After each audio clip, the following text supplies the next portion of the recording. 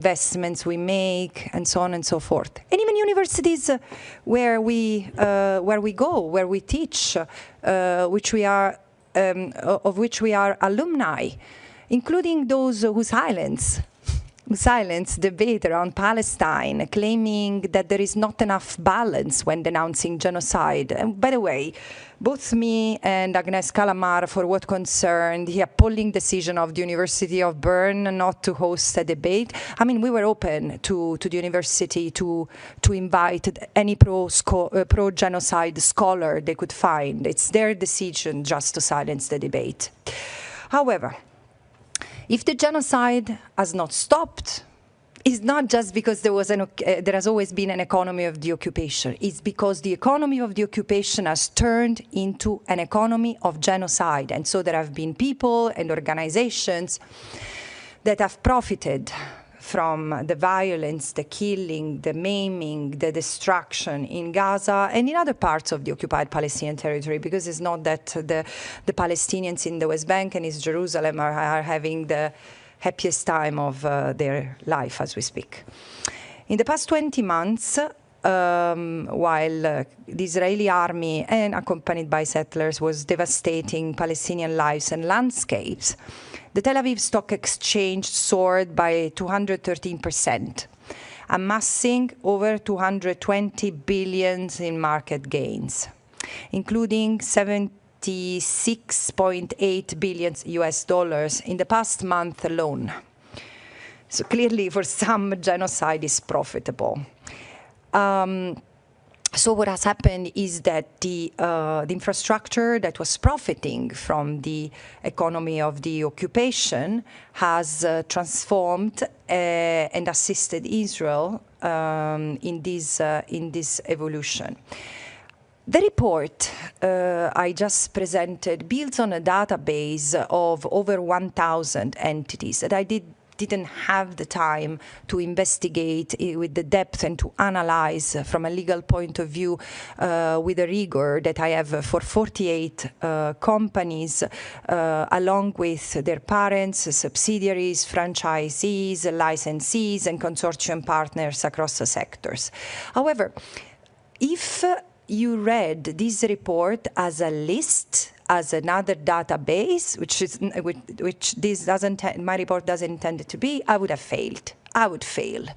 My report exposes a system, something that is so structural and so widespread and so systemic that there is no possibility to fix it and redress it. It is to be dismantled. And you know, had businesses and had the corporate sector observed due diligence, had it honored its commitment to do due diligence, even before October 7, 2023, he would have disengaged completely and totally from its entanglement with the Israeli economy. Because, first of all, it's a fiction that there is a line dividing, separating the good Israel within Israel and the bad Israel in the occupied territory. No, the economy is one. Israel's economy is one and one only, and encapsulates the colonies. The colonies do not exist because some fringy part of the Israeli society is pioneering into the wild, wild West Bank. No. It's because this is resolving the housing crisis in Israel. These people live and thrive within a system that is so connected, that is part of the Israeli state.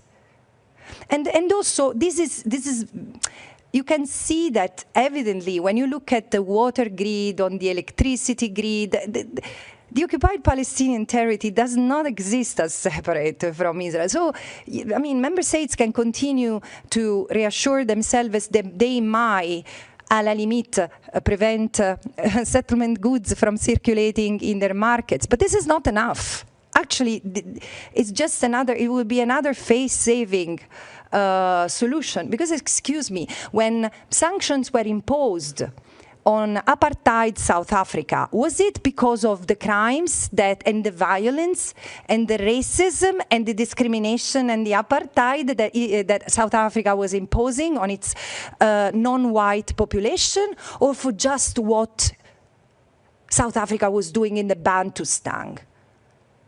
Do you understand the performance of stupidity that we have all been part of for decades? And now it's the time to stop.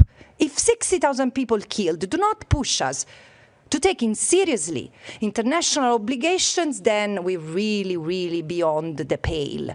So here's what I conclude.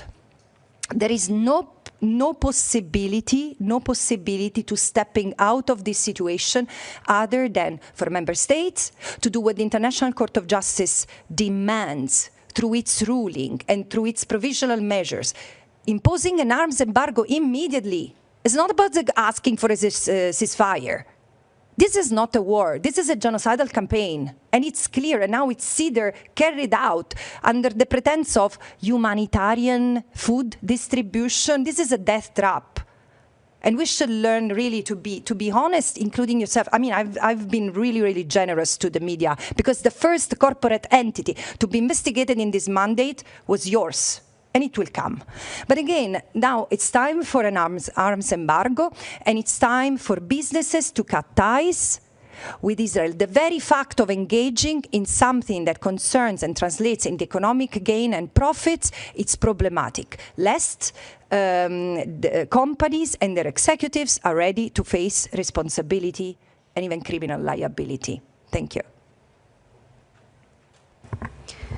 Thank you, Special Rapporteur. She will now take questions. We'll start in the room. Yes, please go ahead. Thank you. The 48 companies that you name in your report, is there anything that you think the customers of those companies ought to be doing? Thank you. Sorry, I should have said before. We're going to take about 4 questions at a time. And the Special Rapporteur will get to each one sequentially. Jeremy, please. Orlando wants to.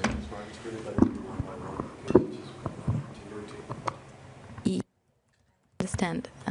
Just a second.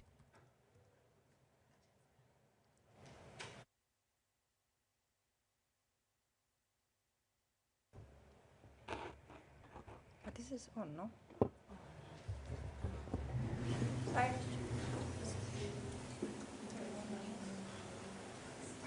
Okay. No problem.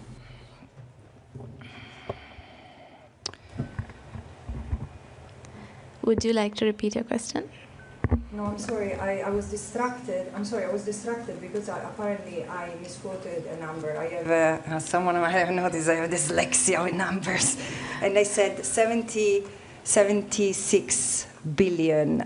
This is what has been unmasked in 1 month. No, it's 67 billions. I read the other way around. I apologize.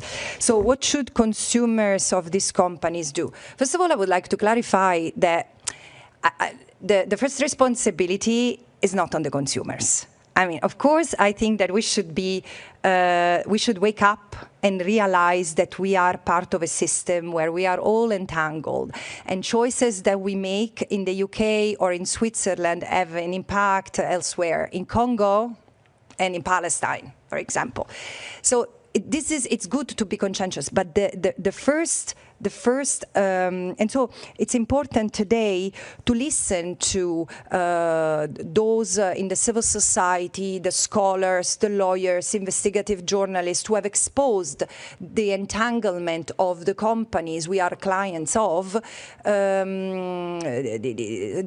with the occupation. But the first responsibility remains with member states and then companies. So companies who do not divest should be held accountable. I do think that there is a possibility for consumers to hold these companies accountable, because we vote through our wallet, right? And therefore, probably this year, it's the most modest contribution not to support the erasure of Palestine is stopping normalizing the occupation by a click.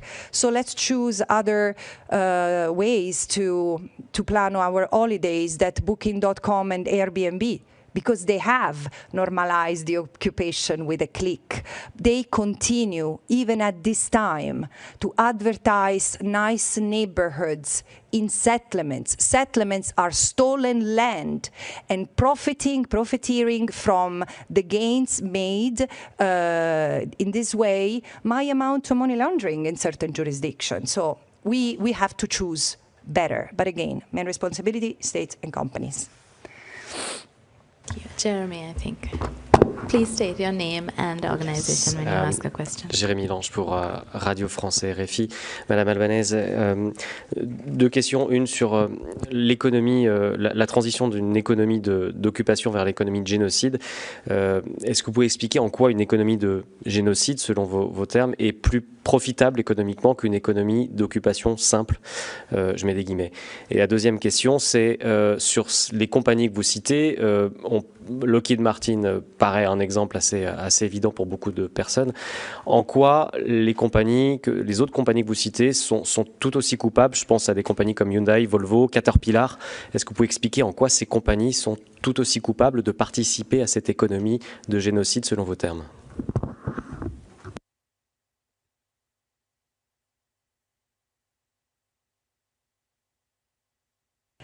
Je peux vous répondre tout en admettant que cette enquête que je menais m'a tellement choquée que je pense, voilà, là aussi, ce que vous percevez, la rage et l'horreur que j'ai, c'est parce que vraiment pour moi c'était tout à fait nouveau. Bon, il y a aussi des économistes qui disent seulement des juristes peuvent être étonnés par la réalité parce qu'on le savait. De toutes les façons, maintenant c'est important que tout le monde prenne conscience de cette réalité. Et là, je ne sais pas si numériquement c'est plus profitable, mais je peux vous dire, c'est-à-dire dans le long terme. Je ne dispose pas des instruments analytiques pour assurer ça. Mais si je vous dis que pendant ces mathématiques basiques, même les gens qui sont dyslexiques avec les chiffres peuvent le comprendre. S'il y a eu une augmentation de 220 milliards dans 20 mois et 70 milliards dans le dernier mois, qui coïncide avec la course au réarmement pour plusieurs pays, vous voyez où est la plupart des profits. Ce sont avec les compagnies de surveillance et les compagnies de production d'armes. Et c'est choquant, mais il y a une ligne, on peut tracer une ligne droite et directe entre ce qu'Israël a fait dans les derniers 20 mois à Gaza, en réadaptant les armements qui ont été fournis surtout par l'Occident, comment ils ont été customized pour créer le dégât qu'ils ont créé à Gaza. Et maintenant, ils sont en train de les vendre. Les drones qui tuent et le unmanned technology qui tuent en déresponsabilisant le tueur. C'est quelque chose qui nous jette tellement de loin, tellement de l'avant, qu'on n'a même pas la capacité d'absorber le dessin criminel qui est derrière tout ça. On doit arrêter tout ça. Et voilà, les profits que ces compagnies sont en train de faire sont la mesure de leur implication dans ce génocide. C'est une économie qui soutient ce qu'Israël, au lieu de le sanctionner, on est en train de le soutenir.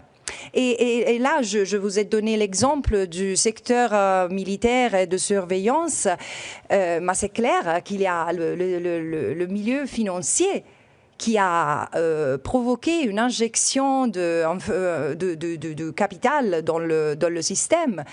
Et tandis que je dis, mais même les Israéliens ont payé avec leur économie et la réduction de salaire pour quelqu'un et pour certains, et la réduction d'emplois, la fermeture d'emplois pour plusieurs. Mais combien la population peut s'appauvrir n'est pas réfléchi dans le stock exchange. C'est pour ça que je dis, ce n'est même pas quelque chose qui concerne l'État comme ensemble des citoyens. C'est les intérêts du secteur privé précèdent les intérêts de la population. Et vous m'avez posé une autre question. moi je pense que c'est important de comprendre comment cette économie que je disais est déjà en place. L'économie du déplacement et du remplacement a servi en tant que base pour se transformer dans une économie de génocide. Parce que vous voyez, les armements, les services disons l'équipement civil, le bulldozer et aussi les compagnies qui ont aidé à construire les checkpoints, les murs, les fences. Tout ça, tout ce qui est dans un autre rapport, j'ai appelé l'esthétique de la carcéralité, tout ça a été fait avec des compagnies qui ont profité. Ils ont profité dans le sens technique du terme. Ils ont travaillé des profits, ils ont fait des profits. Et ça a été plus facilement retourné envers Gaza. Les machines qui ont été utilisées pour détruire et pour construire au West Bank ont été utilisées pour détruire Gaza. Et c'est ça que je disais, il faut que les gens sachent quand ils achètent une voiture qui est très safe pour leur famille, pour les enfants de Gaza, ce logo est le logo des machines qui ont pulvérisé leur terre, parce que Gaza n'a pas été détruite seulement avec des bombes, mais avec des bulldozers. Et les machines, bon, comment se dit, weapons, sont les mêmes, ont été, les armes, bon, voilà, merci, ont été vraiment retournées et modifiées, intensifiées dans leur utilisation à Gaza. Mais je veux aussi dire, c'est dramatique et ça m'a fait du mal de voir l'écrire parce que je pense à la souffrance que les Palestiniens et les Palestiniennes puissent sentir en lisant ça. Mais c'est vrai, moi je ne suis même pas la première qui l'a dit, sinon dans le contexte des Nations Unies, mais il y a un journaliste, Anthony Lowenstein, qui a documenté tout ça, et franchement, ça a ouvert les yeux à plusieurs de nous, en disant la Palestine a toujours été un laboratoire. Mais en fait, plus que ça, un terrain dans lequel tester des technologies, et pas seulement militaires, et pas seulement de surveillance, que c'est quelque chose qui se tourne envers nous, mais aussi des technologies comme le water dripping, irrigation. Elle l'a fait avec l'eau volée aux Palestiniens. Ça, c'est pas de la recherche nôtre. C'est quelque chose qui ressort d'un vol institutionnalisé. Voilà. Merci. Catherine Fiancambo-Conga, France 24. Pour faire suite à la question d'un de mes collègues sur la responsabilité des consommateurs, j'aimerais entendre vos réflexions sur la responsabilité de la presse et de ceux qui entretiennent certaines versions de ce qui se passe dans les territoires occupés. Merci. Non, je vais être vraiment bref sur ça parce que ce n'est pas le sujet de mon investigation. Avec beaucoup de respect, je dis que c'est un sujet vraiment que j'ai souffert à ne pas aborder, mais ça demande une investigation en tant que telle. Parce que vous voyez, ça, ce n'est pas le premier génocide où les médias font un travail, comment dire, un travail pourri, voilà, un mot gentil, et des médias plutôt que d'autres. Mais voilà, c'est quelque chose qu'il faut investiguer parce qu'il y a des responsabilités. On a eu un manufactured consensus autour de certains arguments en défense d'Israël, mais franchement, c'était pas dans le long terme, ça n'a pas favorisé Israël. Je dis les Israéliens et les Israéliennes, tout le monde maintenant, en gardant en pied ce système paye. Mais là, j'espère qu'il y aura des autres mécanismes qui entameront l'investigation sur les responsabilités des uns et des autres. Mais bien sûr, si dans le cours de mon mandat, j'ai l'opportunité, j'aimerais bien le faire moi-même parce que je collectais dans mon expérience à moi voilà, c'est la façon, les médias, certains médias ont la tendance à construire ce qu'en anglais s'appelle des overtone certain window, que c'est vraiment un contexte très limité et très partiel d'analyse. On part toujours sans questionner la prise de position de l'État d'Israël, un État que je veux rappeler à tout le monde est accusé dans des procès internationaux comme État ou à travers ses fonctionnaires publics pour génocide, crime contre l'humanité, crime de guerre.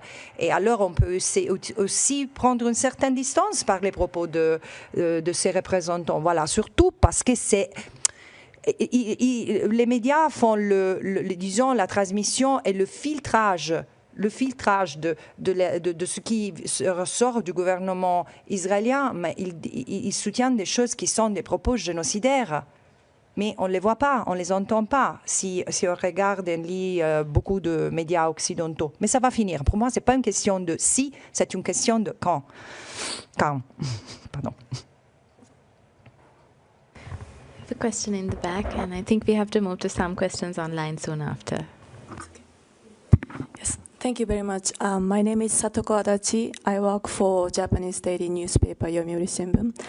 Could you give us a sense of how many % of the Israeli working population is engaged in either the economy of occupation or the economy of genocide? Thank you. I don't know, I've not investigated that. But approximately the entire population or? The Israeli Work Federation. Sorry, probably I didn't understand. You didn't understand? Okay, I repeat my question. I just want to get a sense of how many % of the Israeli working populations are engaged in either economy of the genocide or the economy of occupation.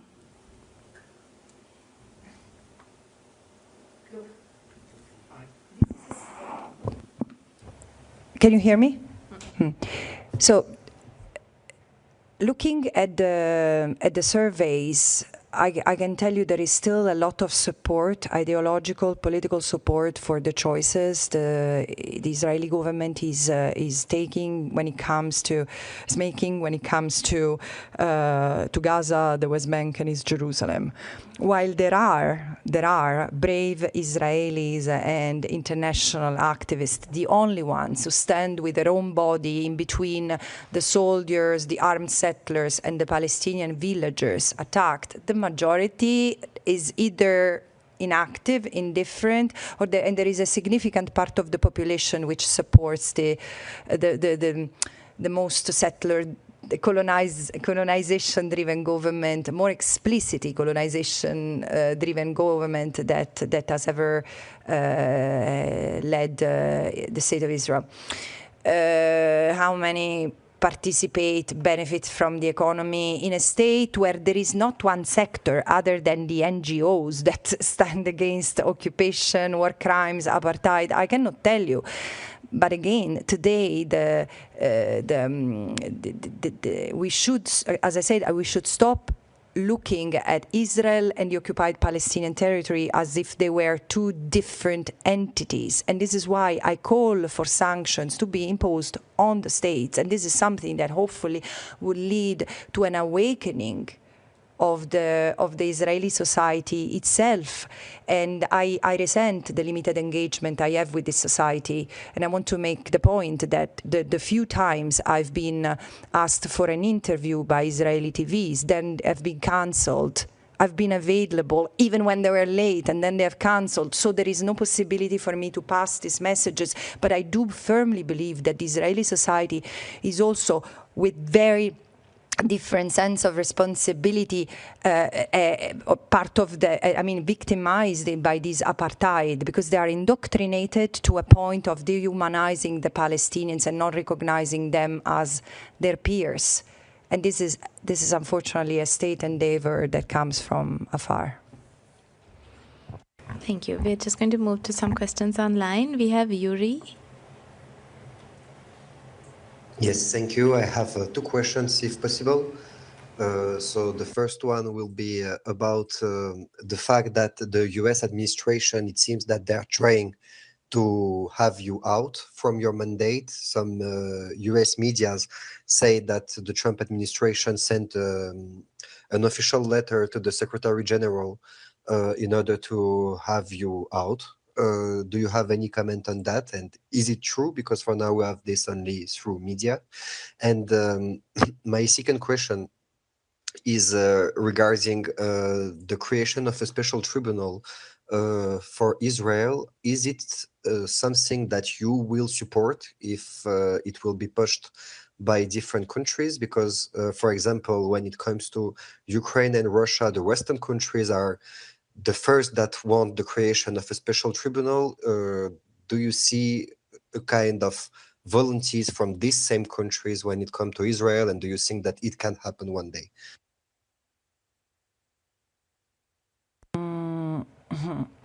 I serve with a lot of pain and sacrifice this mandate upon request of the Human Rights Council.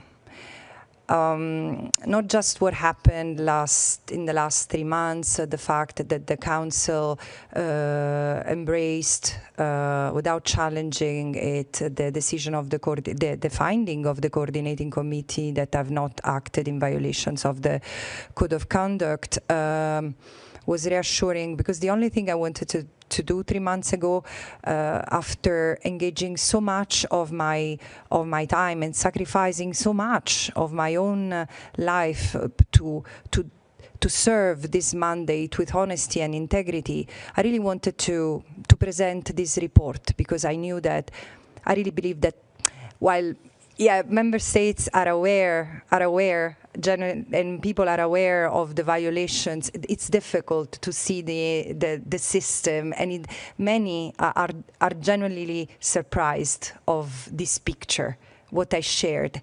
And what reassures me is that what I've seen today in that room at the Human Rights Council is something I've never seen.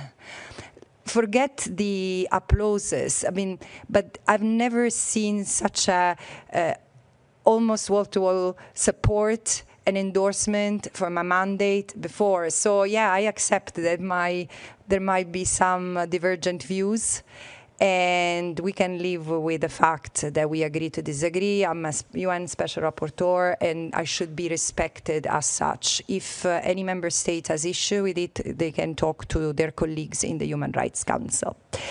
And the creation of a special tribunal. Look, I do believe that justice is absolutely necessary. I've often said that while we have international courts, we have the International Criminal Court, we have the International Court of Justice, we also have universal jurisdictions over the crime of genocide. And I do imagine the Palestine trials. People sometimes ask me, do you imagine the Nuremberg trial for Palestine? Yes, I imagine the Palestine trials, which will be the full realization of justice across the border, because crimes are across the border. Human rights violations clearly show that there are responsibilities across the border, and therefore I want to see lawyers and practitioners, barristers, invested in supporting civil society and work with judges and prosecutors to deliver some justice. I'm not given thoughts yet, consideration myself to the idea of a special tribunal, while I do think that the question of Palestine is so big, is so overwhelming, the injustice that the Palestinians have experienced, which doesn't take anything away from the injustices that the Jewish people have endured and suffers for centuries, which is also what triggered somewhat and entered into Palestine. But never one injustice as justified another injustice. So now it's the time to look at what for 77 years, actually for 100 years, the Palestinians have endured, and probably one ad hoc mechanism would make sense. However, I also know that accountability per se retributive justice, and even political solutions that take into account and realize the rights and freedoms of all, because this is the only solution that I see, the only political solution that I see as necessary and viable. Then it will be up to the Palestinians and the Israelis to decide in what form of state, 33 years later, the beginning of the peace process, they want to live in one state, two states, three states. It's up to them to decide. However, I also think that the word that particularly my part of the world struggles with, and it's very necessary both for the Palestinians and the Israeli, is healing.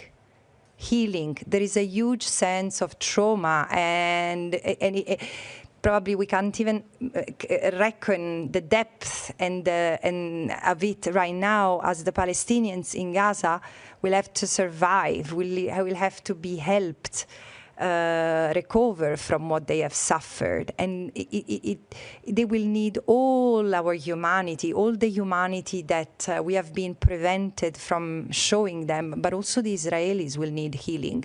Because when they will realize what they have done, in the name of an ideology that has turned into a political doctrine and that has sent its youngest citizens into carrying out a genocide called a war of revenge, they will need more support than others in staying solid and mentally sane. So this is what I think. Thank you. Olivia, also online.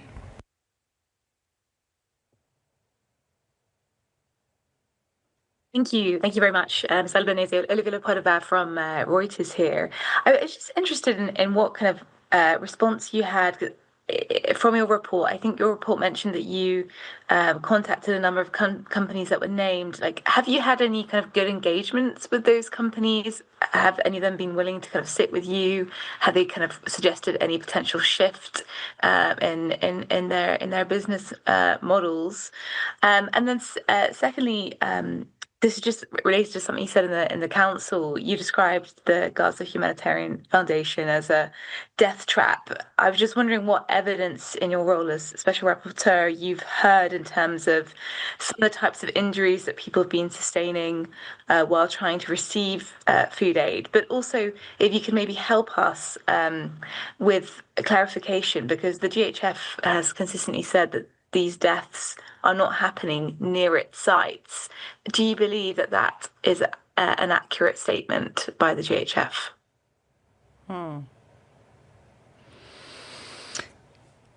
So first of all, I've notified all companies that have been named in the report, and I've not just shared with them the facts that I found in violation of international law.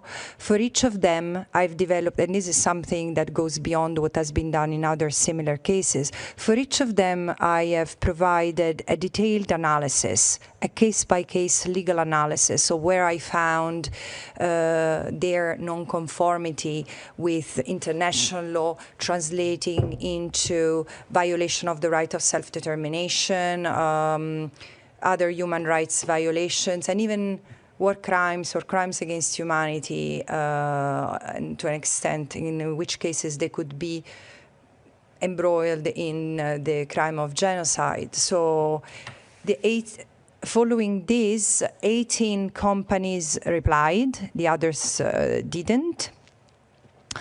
And of these 18, I can say that only a small number engaged with me in good faith, because a number of them reasserted what I had said, and saying that there was absolutely nothing wrong, that I was in the sense I was hallucinating, I was not reading international law correctly, and that's okay, we will see. Clearly they don't understand international law. clearly they think that that international law is there to make excuses. And frankly, they are in good companies, because we just come from 20 months in which international human rights law violations have been justified as compliance with international humanitarian law, like forced displacement renamed, rebranded, like evacuation orders to population moved into the safe zones, or safe zone, death zones which have become safe zones, collateral damage, human shields, and even the Gaza Humanitarian Foundation is yet another chapter of the humanitarian camouflage. And I also think they are in good company when it comes to member states, because it's incredible how member states, for example, European states, use the European Union to justify their non-compliance with their international law obligations. Look, it's very, very simple. The International Court of Justice, because everyone says, no, we cannot call genocide because there is no court determination. First of all, since January 2024, the court recognized the risk of irreparable harm to the Palestinians in Gaza under the Genocide Convention, which means they recognize the plausibility of genocide, which means that this is the moment the obligation to prevent kicked in. So if one has to be serious about reading international law literally. But, they say, no, but the European Union doesn't allow, I mean, we are waiting for other UN member states to take measures to suspend the agreement. No, you need to suspend your transactions with Israel because you have signed international treaties, and because some of the violations that are under our eyes amount to crimes. So there might be a complicity. And therefore, it's so sad as a European to see that the European Union, such a noble institution, has become the index behind which to hide in order to justify the non-compliance with international law.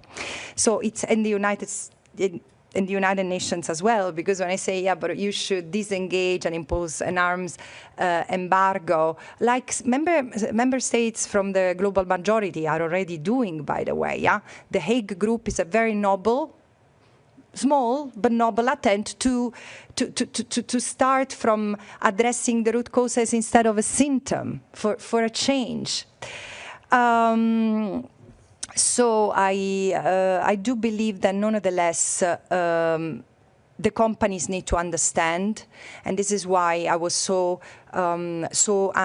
anxious to have this report presented. And so this is the only good thing that I've really the silver lining of this past months, despite all pressure, seeing that this report would allow people to understand, to have no further excuses, being directly linked to this occupation, this unlawful occupation, because the International Court of Justice has said the occupation is unlawful. So we have a decision of the International Court of Justice saying this is unlawful. Member states have to disengage, not to recognize as illegal, not to aid and assist, ensure that a cessation, and even ensure that there are reparations from Israel to the Palestinians in the occupied Palestinian territory. So in the face of all these violations, how can ever be argued morally and legally that a private actor is allowed to do what a member state is not allowed to do? So again, I think that this is a pivotal moment. There have been other defining moments, as I was saying, in the Council, in human history, to bring businesses which normally escape accountability to account. And this is this moment. Palestine is really forcing us to that test. The Gaza Humanitarian Foundation is absolutely a death trap. I wouldn't know how to call the 600 people who have been killed while trying to reach aid. Also, so first of all, this is the most, the term humanitarian absolutely it cannot be utilized in a serious fashion toward that thing, because humanitarian aid must follow certain principles: the principle of humanity, the principle of dignity, the principle of protection of human life, so creating no harm This creates harm. It's not a dignified way to distribute food and aid. It's not providing all the aid that is adequate. So what are we talking about? So looking at it as a killing machine? It's not providing aid. And again, I restate, it's ludicrous. It's ludicrous that the international community is not forcing, is not breaking the blockade, because this is the only sensible thing that should be done right now. Send all the countries which have a port in the Mediterranean Sea, should send a navy with medical personnel under their responsibility, under their flag, medical personnel, food, and any other necessary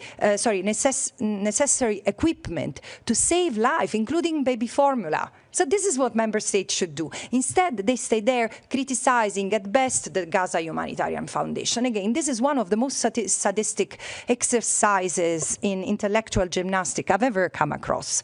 And then the Gaza Humanitarian Foundation are saying that the killing is not happening near the sites. Well, I've gone through plenty of video evidence. Of course, neither you nor I are there. I wish journalists could be allowed in. The fact that it's not happening while all the journalists that are available in Gaza are being killed one by one, and we have surpassed the 220 now, it's evidence that probably Israel doesn't want further testimonies, further witnesses in this. What else can I say? Thank you. Yes. Thank you. Robin Millard from AFP. I don't know if you've had the chance to see what Israel has to say about your report. They said, and I'm quoting here, that it's motivated by an obsessive, hate-driven agenda to delegitimize the state of Israel. And they say that your report is, again I'm quoting, is legally groundless, defamatory, and a flagrant abuse of office. What is your response to what they have to say? Thank you. I have no comment. Yes, please go ahead. Bonjour. Madame Francesca Albanese, vous êtes peut-être l'une des premières dames responsables qui avait dit au début, qui avait parlé de génocide. Maintenant, on voit, depuis que vous avez parlé, d'autres voix s'élèvent même en Europe pour dire, ou faire allusion qu'il y a un risque de génocide. Avec ce rapport d'aujourd'hui, dont vous parlez de l'économie du génocide, est-ce que vous pensez qu'il va y avoir des répercussions ou on va dire, Albanese, comme disent les Israéliens, elle fait des rapports qui ne sont pas crédibles et on passe à autre chose? Merci.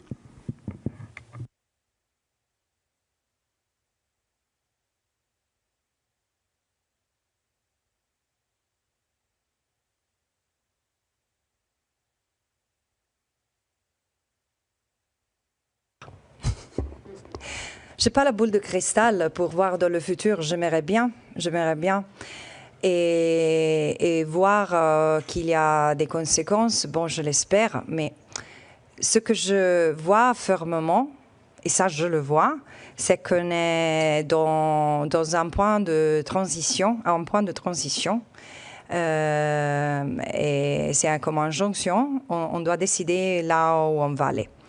Et moi, je sens qu'il y a un vent de changement. Ça vient tout d'abord par les gens. Les gens comme moi, je pense comme vous, des gens qui ne contrôlent pas les armements, les algorithmes et des grandes richesses amassées et ne veulent plus que de ça. Ne veulent plus voir des corps et d'âmes d'enfants, d'adultes, de femmes, d'hommes brisés. Ça va quoi, ça suffit. Et il veut aussi voir qu'il y a du sens dans le mot justice. Et là, disons, je pense que la fracture, qui est tolérée, tout ça, et laisser tout ça se passer le jour par jour sur notre téléphone, quand même nous a endommagés. Et alors je vois qu'est-ce qu'il peut arriver si on continue dans ce chemin. Ce qui s'est passé au Liban, ce qui s'est passé en Iran, c'est tout à fait illégal. C'est tout à fait illégal et c'est hors discussion. Attaquer un pays, agresser un pays pour n'importe quel souci qu'on a, tout en tuant la voie diplomatique, est une agression, et aussi une agression contre la Charte la Carte des Nations Unies. Et ça se passe systématiquement désormais. Je dis, les autres 191 États membres qui n'ont rien à gagner par, disons, ce partenariat qui franchement a fait de la destruction au moins dans l'attente de détruire le système multilatéral. Ça semble un objectif. Qu'est-ce qu'ils ont les autres à gagner? Rien. Et c'est pour ça que je dis il faut virer vers un autre chemin où on respecte un minimum de règles qu'on s'est données. On respecte. Là, on est devant des gouvernements qui montent tout le temps. Qui ne sont pas capables de respecter, je dis, même pas les traités internationaux, mais même ce qu'ils ont dit eux-mêmes. Au microphone devant la presse il y a quelques jours. Et c'est pour ça que je dis on ne peut pas tolérer et on doit rejeter cette façon de gérer les relations internationales sans ambiguïté et sans opacité. Et ça va être dans l'intérêt de nous tous et toutes. Et on peut on peut démarrer de ce point-là. Thank you. Yes, please go ahead. Amina Kalash pour le média. Vous avez justement incité les ONG, les syndicats et aussi les citoyens à travers votre rapport pour intensifier justement les campagnes de boycott et de désinvestissement. Quels sont les effets concrets que vous espérez? Et vous avez aussi nommé plusieurs entreprises européennes et internationales. Est-ce que vous avez eu un retour depuis sur votre rapport?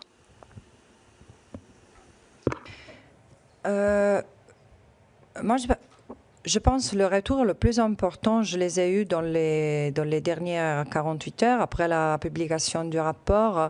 J'ai vu que même plus encore que le rapport sur le génocide, il y a eu une réponse massive de la presse, solidarité infinie par plusieurs acteurs de la société civile, y inclut les communautés juives dans plusieurs pays.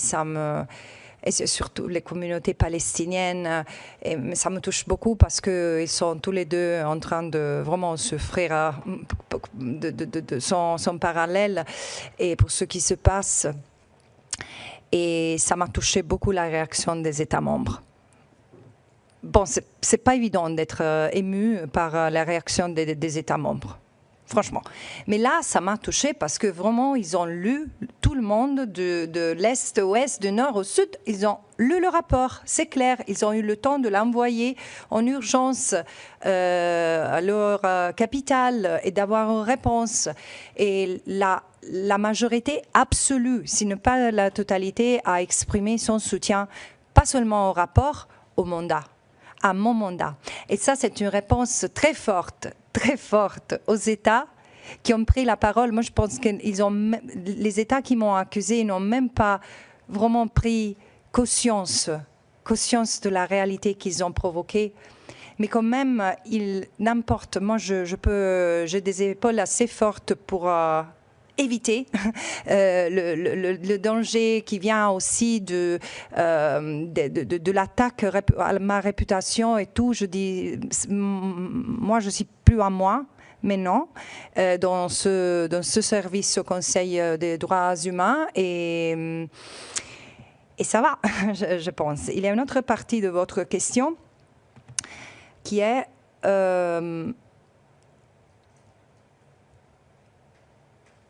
ce que la société civile, les travailleurs et tout peuvent faire.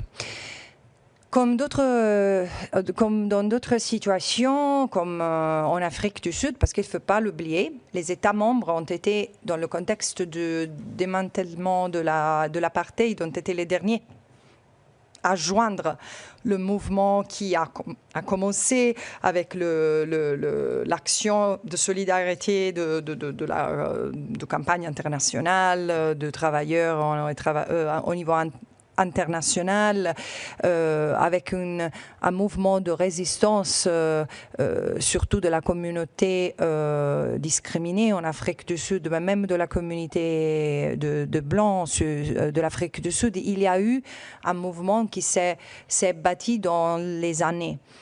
Les États membres ont été les derniers à comprendre qu'il fallait imposer des sanctions. Finalement, on l'a fait. Mais ça m'a vraiment frappé qu'il fut l'ancienne ministre des Affaires étrangères de l'Afrique du Sud, Madame Naledi Pandor, qui dit un jour, ça suffirait que pendant un mois, tout le monde commençait une grève, un strike. C'est difficile aujourd'hui. Parce que aussi le monde des travailleurs est beaucoup plus affaibli, tout le monde est fragilisé par le même système qui est mis en cause aujourd'hui. C'est pour ça qu'il faut avoir des règles qui protègent l'individu, les travailleurs, qui protègent l'environnement. Ça, c'est un moment de changement. Et tous les mouvements qui sont en train aujourd'hui de lever leur tête et de leur voix à soutien de l'existence, parce que de ça on parle, de l'existence du peuple palestinien, vient des mêmes milieux qui sont en train de protéger les droits humains et les droits de l'environnement, les droits vraiment à la justice dans d'autres contextes. C'est pour ça que j'ai évoqué le rôle important que chacun de nous peut jouer au sein de nos sociétés, parce que je pense que c'est le moment on se rend compte qu'on est une seule famille humaine, au-delà des différences de religion, de race, si on veut encore utiliser ce mot horrible, d'ethnie et tout. On est là et on doit peut-être retourner à s'aimer un peu plus et à se souvenir que le changement du système ne commence pas sans changement à l'intérieur de nous.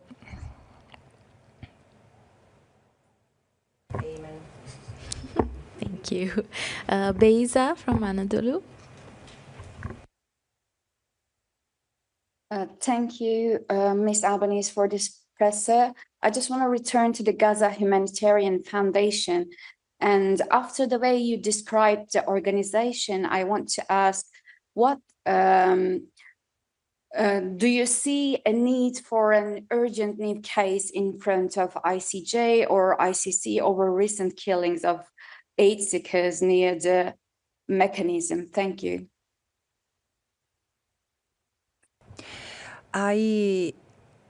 I'm really reassured by the fact that this company has been, this entity has been deregistered. I hope this is the right term, because I saw it in between the interactive dialogue and the press conference, but so I see that it doesn't have necessarily a protected status in Switzerland, in Geneva anymore, and this is reassuring.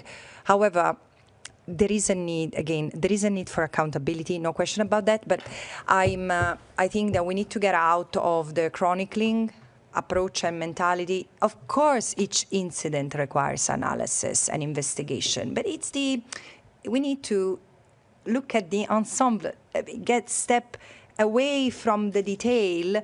Everything is happening in the context of a intentionally destructive assault that Israel has launched against the Palestinians in Gaza, which is also echoed and mirrored by the violence that has escalated and intensified against the Palestinians in the West Bank. There is little capacity to understand that the two pieces of these fragments are together. The Palestinian territory that Israel has occupied since 1967 is one. It should be treated as a territorial unity. And so Israel is unleashing violence against the Palestinians with the same animus, with the same spirit, moving them out, and with all the means possible, clearly. And I do believe that it's necessary to see that this is not the first genocide, that consists of several other crimes, and it's in the in the interrelation and interplay of all these conducts and of all these crimes, that one can also see how abandoned the Palestinians feel to this criminal design and to their destiny in their situation. Isabel?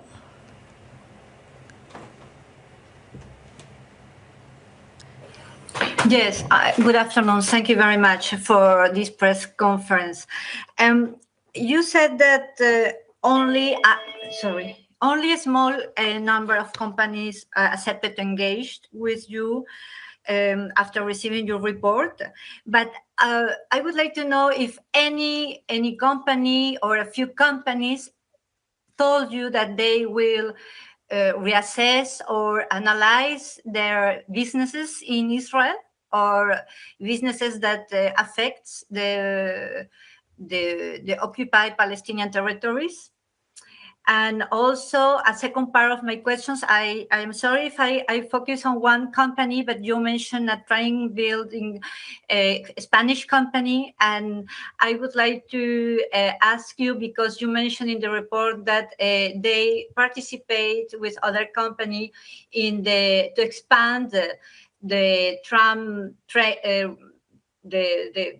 public transport in Jerusalem. But I would like to be precise if these expansions are attached to East Jerusalem. What is the problem in this case? And if this company has replied something to you. Thank you. Yeah, as I said, only a small number of companies have really engaged in good faith, and one in particular, till the last conversation where I realized that there was probably not much good faith, because clearly there was an interest in not having their name on the report, which I understand, but no, I've seen no sign whatsoever of readiness to disengage, rather the contrary, which doesn't mean that this will not happen. I think it will happen. And but even if you think of for me, the most shocking one, and it's a peculiar, I mean, not a peculiar, but it's particularly serious for me that the Norwegian pension funds stays engaged in the occupied Palestinian territory by supporting businesses, because I've really engaged with the government of Norway, with which I've always had really good and solid, respectful engagement. But again, the Norwegian pension fund, I mean, the engagement I've had so far with their governing body and their ethic council indicates that there is clear misunderstanding of international law obligations. So I truly hope that this report will give the possibility also to the civil society, to the international lawyers in Norway, like in other countries, for the other companies and the other entities named, to engage with the government. And otherwise, if this doesn't cease, well, there should be accountability.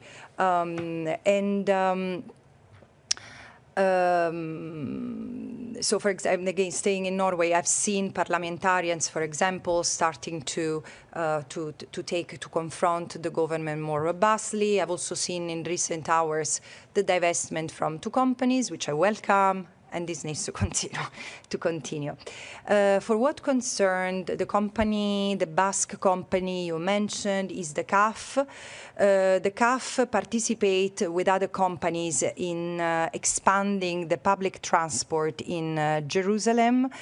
And it's the Jerusalem Light Rail, a consortium which is as also mentioned in the OHCHR database, in the sense that the consortium that CAF has established is with companies mentioned, with at least 2 companies mentioned in the database. So at the time, the first problem is that at the time other companies have withdrawn from their engagement and partnership with UN database listed companies. CAF has not done it, but also the lines that CAF is involved in building include part of their tracks in the West Bank, and these lines connect colonies with Jerusalem. The colonies are connected through these transportation lines with Israel, and as I said, this is illegal. And it shouldn't happen. This company is helping Israel facilitate the replacement of the Palestinians and the strengthening of the colonies, which are in and of themselves, as I've said many times, a war crime, a violation of the international humanitarian law framework. Thank you. I think that's all the questions we have. Another element that I should add, because it also shows how the businesses are connected. There are other companies that have been used, and the materials that other companies like Heidelberg have provided have been used to supply the building of the light rail bridge. So again, it's a system. It's really a system. Thank you. I think it's the last question we have time for today. We've already run over time. Lisa, can you send your inquiry and we'll make sure that the Special Rapporteur gets it. Thank you all for joining us today, and thank you very much to the Special Rapporteur. Thank you all for your interest in her work. Thank you.